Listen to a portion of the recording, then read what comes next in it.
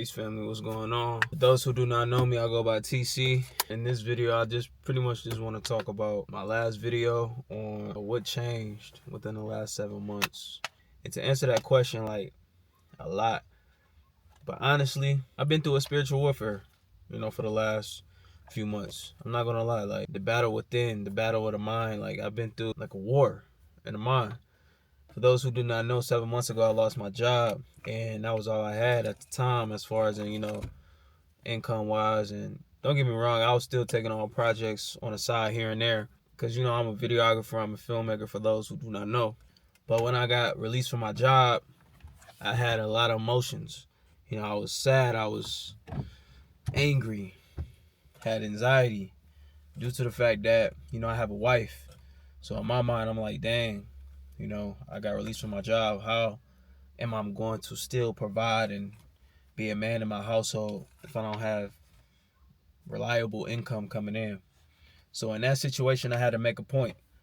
I had to choose if I wanted to let that break me or learn from the situation and just move forward. And I learned from the situation and I had to move forward. And honestly, like, everything do happen for a reason, because looking back at it now, when I was at the job, I used to manifest being in this spot where I am today. Being a freelancer, being an entrepreneur, waking up, having my own time, creating, going out and just creating, and not having to clock in or, just be on a schedule. So I do think everything happened for a reason, because God, in that moment of time, he was like, all right, if I put this in your way, what are you going to do? How strong is your faith? And now looking back at it, it hits home, because I had to increase in my faith. I had to step more outside of my comfort zone when it comes to, getting more connected within the industry that I am.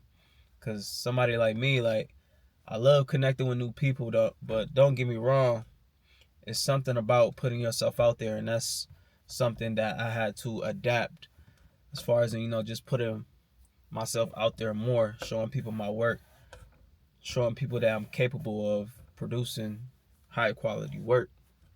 So I think that was like the number one thing that changed a lot within myself, is just, having that situation come upon me, and now I'm facing an obstacle that I have to adapt quick to. And like I said, I'm blessed and I'm grateful to be in this situation that I am now. I'm blessed to still be here in this moment, because I learned a lot throughout the time frame of, not working and being a freelancer. I learned so much. And honestly, gang, it made me realize, it made me look at people different. It made me, wake up different. It made me really be consistent and disciplined in things that bring me joy, and the things that allow me to strive to be great, not only as a better man, but as an owner, or as an entrepreneur, as somebody that's looking to step more into being a filmmaker. Like, I learned so much throughout the last 7 months about myself, about the people that's around me, about different opportunities within the industry, just a lot in general. And I'm grateful and I'm thankful to be able to have that sort of knowledge and piece together the puzzle of, okay, this is what I got to do to get to this point. So that's number one. Number two, a lot has changed with me liking Instagram. What do I mean by that? Well, through that time period, Instagram changed me. It changed how I looked at things. It changed my perception. It changed my thought process on certain things. But overall, it changed my creativity on how I view myself, how I view my work, which is a bad thing. I used to compare myself a lot. I used to compare my page 10 to somebody else's page 1,000, not knowing, what did that individual have to do to get to that page 1,000. I used to compare my work to other people's work. I used to compare my profile grid to other people's profile grid, to go more in depth as far as in, like, the aesthetic of how they have their profile grid. I used to try to copy and paste other people color aesthetics, video ideas, all that. And it got to a point where it was so overwhelming that I crashed out. What I mean by crashing out, I crashed out as far as in just not knowing the value that I have, not knowing where do I place myself in the industry as far as in being a creative. So I crashed out. Um, I wanted to stop actually shooting. I wanted to put down the camera for a little bit, but I was forced to continue to utilize the camera and continue to try to get business because, like I said, I'm a freelancer. I was forced to stay on Instagram because I had to look for work.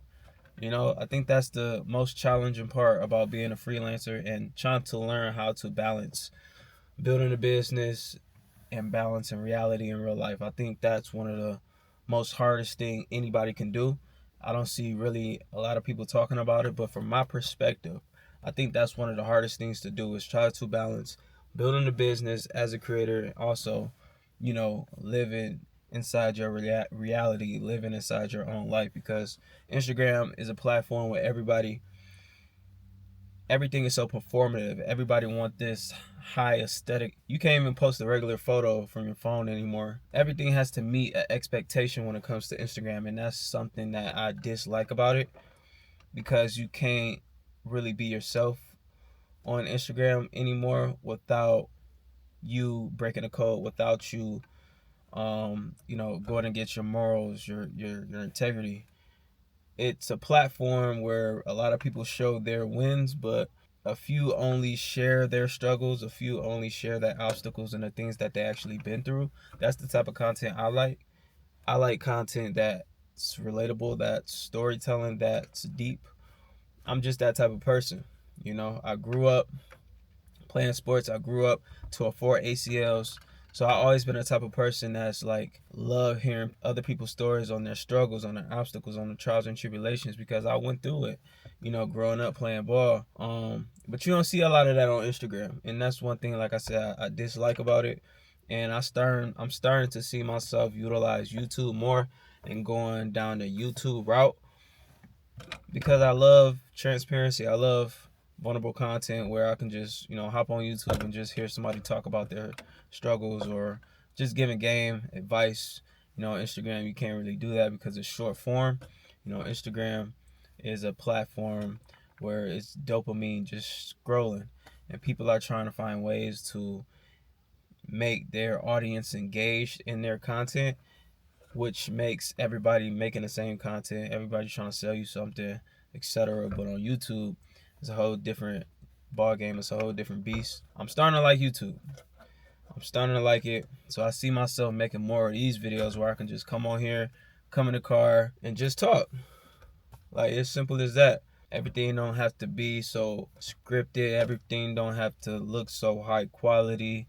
Like I'm literally in a parked car outside of my house, just having a conversation, just talking to you guys about what I'm talking about. So that's number two.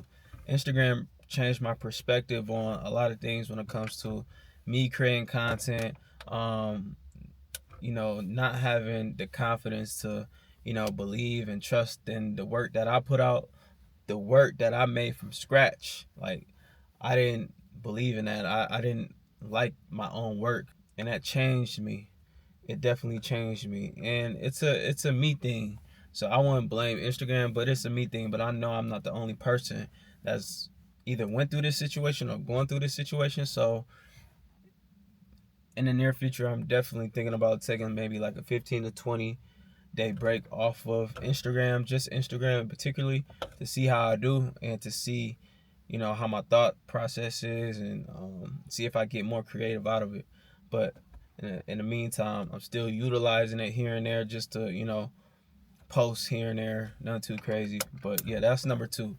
Number three, cutting my dreads. A lot of people ask me, what made you cut your hair? To answer that question, 2 days before I actually cut my hair, I was thinking about it. I was listening to my intuition and I told myself that, moving forward, I'm definitely going to start listening to my intuition, my gut feeling, my heart more often. So, I woke up 2 days later and said, it's time. I think this would be the right time to do it.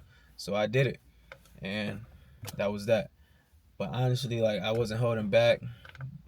Am I mad that I cut my own hair? No, it is what it is. Secondly, like, me cutting my hair, it gave me that feeling again, like, oh, like, I'm a kid. Like, when I picked up a camera 4 years ago, I had this type of haircut.